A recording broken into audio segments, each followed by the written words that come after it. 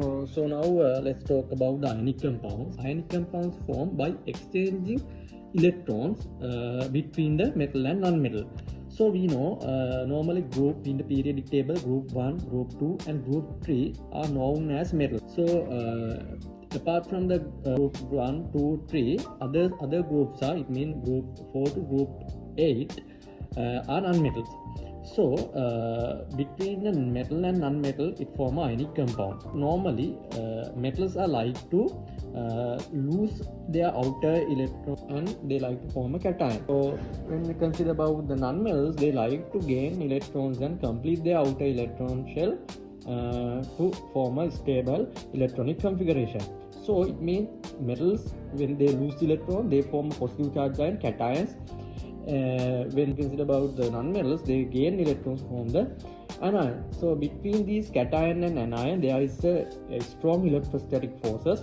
These strong electrostatic forces are caused to form the ionic bonds. Okay, now let's get some several examples for the ionic compounds which contain ionic bonds. So our first example is sodium chloride. It contains, the sodium chloride contain sodium ion, sodium plus ion and chloride ion. So we know that sodium located in group 1. So group 1 elements are metals.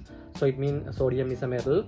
And chlorine contained in group 7. So group 7 contain non-metals. So chlorine is a non-metal. So between the metal and non-metal is a ionic bond. So it means the sodium chloride is example for ionic compound which contain ionic bonds. Then our second example, it's magnesium oxide. So magnesium oxide contain magnesium 2 plus and O2 minus ion. So magnesium located in a group 2. We know group 2 elements are metals, and oxygen located in a group 6. So group 6 elements are non-metals. So again between the metal and non-metal is a ionic compound. So let's get another example. Our third example is calcium hydride. Calcium hydride contain calcium 2 plus ion and H minus ion. So it means that calcium is a metal and hydrogen is a non-metal. So between a metal and non-metal, it's again ionic bond.